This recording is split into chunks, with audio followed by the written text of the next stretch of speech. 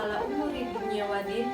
Wassalatu wassalamu ala asrofil anbiya'i wal mursalin wa ala alihi wa sahbihi ajmain.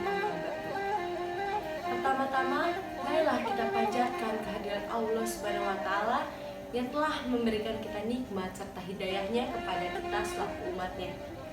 Tak lupa juga kita panjatkan kehadirat Nabi besar, Nabi agung, Nabi Muhammad Sallallahu Alaihi Wasallam. Pada kesempatan kali ini, izinkan saya memperkenalkan diri. Nama saya Amelia dengan NIM 2001401 dari Program Studi Fisika Universitas Ahmad Dahlan, Yogyakarta. Pada kesempatan kali ini, saya akan membahas sedikit materi mengenai akhlak pribadi, yaitu mengenai sabar. Apa sih yang dimaksud dengan sabar? Mungkin kita udah gak asing ya yang disebut dengan sabar itu apa gitu. Sering kita mendengar kata-kata sabar, apalagi kita sedang tertimpa musibah, cobaan, pasti orang itu tersebut pada bilang, yang sabar ya, yang sabar. Jadi sebenarnya sabar itu apa? Apakah kita mempunyai hikmahnya jika kita bersabar terus-menerus? Di sini saya akan membahas sedikit tentang pengertian sabar. Yang pertama, sabar secara etimologis artinya menahan atau mengekang. Yang kedua, sabar secara terminologis yang artinya menahan diri dari segala sesuatu yang tidak diridhoi oleh Allah Subhanahu wa taala. Yang ketiga, sabar menurut istilah yang berarti menahan diri dari kesusahan dan menyikapinya dengan syariat dan akal serta menjaga lisan dari celaan dan lain sebagainya. Sabar ini menjadi pilar kebahagiaan bagi seorang hambanya. Pilar kebahagiaan yang seperti apa? Kok bisa ya sabar ini menjadi pilar kebahagiaan bagi seorang umat yang beriman kepada Allah? Karena kesabaran seseorang akan terjaga dari kemaksiatan, konsisten dalam beribadah, serta tabah dalam menghadapi cobaan ataupun musibah. Allah Subhanahu wa taala berfirman dalam Quran surat Al-Baqarah ayat 153 yang berbunyi, A'udzu billahi minasyaitonir rajim. Bismillahirrahmanirrahim. Ya ayyuhallazina amanu sta'inu bis-sabri was-shalah. Innallaha ma'as-sabirin. Shadaqallahul azim. Artinya, wahai orang-orang yang beriman, mohonlah pertolongan kepada Allah Subhanahu wa taala dengan sabar dan sholat. Sesungguhnya Allah beserta orang-orang yang sabar.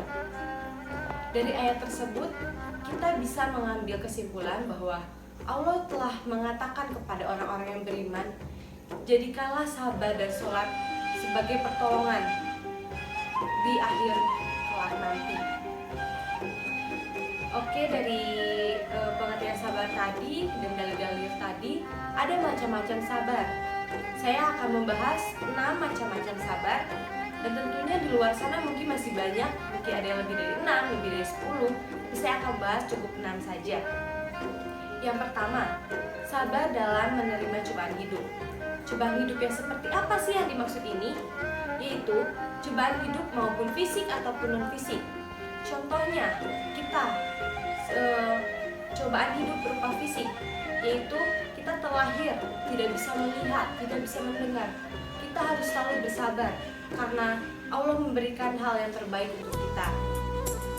Secara non-fisik, tentu saja kita sedang merasakan sakit atau kita sedang merasakan kesusahan, kita harus bersabar karena sesungguhnya Allah bersama orang-orang yang sabar.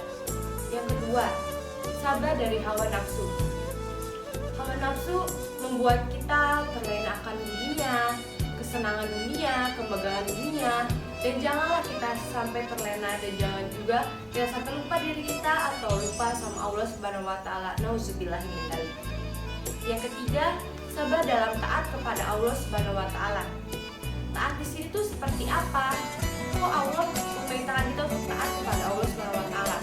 Sebagai contohnya sabar dalam taat ini, pada saat bulan suci Ramadan kita harus berpuasa.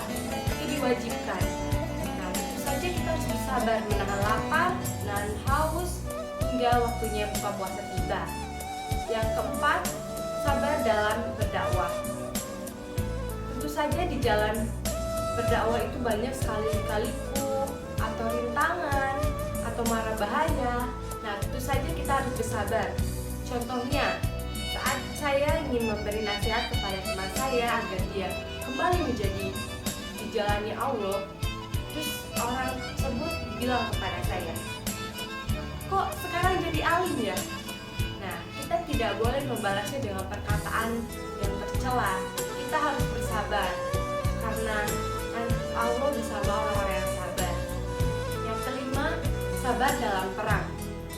Pada umat-umat Islam terdahulu, perang itu memang terjadi, yaitu untuk mempertahankan agama Islam. Tentu saja kita harus bersabar dalam menghadapi musuh yang lebih banyak, musuh yang lebih kuat, dan jangan sampai kita lari dari medan perang. Sungguhnya Allah sangat membenci orang yang pengecut. Oleh karena itu, kita tidak boleh pergi dari medan perang tersebut, terkecuali itu adalah siasat perang kita. Dan yang terakhir, yang keenam, sabar dalam pergaulan.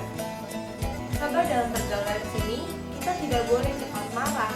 Jika kita diejek, dihina, dikata-katain, kita nggak boleh cepat marah, cepat kesal. Karena jika kita cepat marah, cepat kesal, kita tidak akan memiliki teman, sahabat, saudara, atau bahkan kita dibenci oleh mereka. Nauzubillah min dzalik. Mungkin cukup sekian yang dapat saya sampaikan. Mohon maaf apabila ada kesalahan kata, kesalahan pengucapan. Sesungguhnya kesempurnaan hanyalah milik Allah Subhanahu wa taala dan kesalahan adalah milik saya. Sebelum saya akhiri, semoga yang saya sampaikan tadi bisa bermanfaat bagi kita semua dan bisa kita amalkan, bisa kita praktikkan dalam kehidupan kita sehari-hari.